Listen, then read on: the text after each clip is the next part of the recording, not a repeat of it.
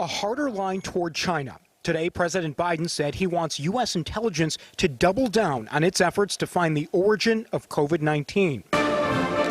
And he further calls for international pressure on China not to interfere. We're going to go with the 90-day investigation and see where it takes us from there. In a statement, the president says U.S. intelligence has, quote, coalesced around 2 likely scenarios, but has not reached a definitive conclusion on this question. The president says of 3 U.S. intelligence agencies, 2 believe the virus emerged from human contact with an infected animal. 1 leans toward the theory of a lab accident in Wuhan, China, though the president says the intel community does not have enough information to draw conclusions. You think all the scientists have not been influenced by the Communist Party of China, do you? Today, Dr. Anthony Fauci faced a grilling from Republicans about the origins of the virus. No one knows, not even I, 100% at this point, which is the reason why we are in favor of further investigation. Some Republican senators accused Dr. Fauci of initially downplaying the lab leak theory. In a lab that we know is involved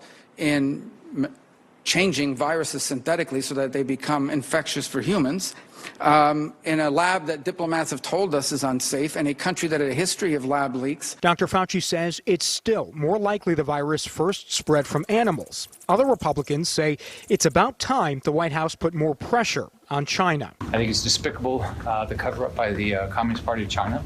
So I'm glad the president finally has decided to start holding them accountable.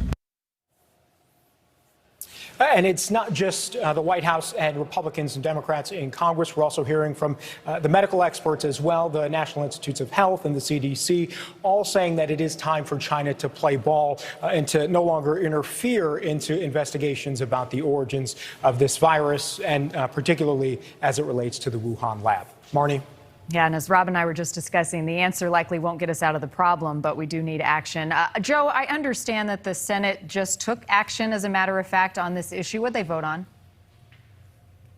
Yeah, just a measure introduced a little while ago that passed unanimously. And essentially what it does is it makes it an obligation for the Director of National Intelligence to release, to declassify all of the information, the intel that they have when it comes to the Wuhan lab in China. So just, within the past hour or so that happened. We'll see what information, if any, comes forward as a result of this. But something certainly happening now.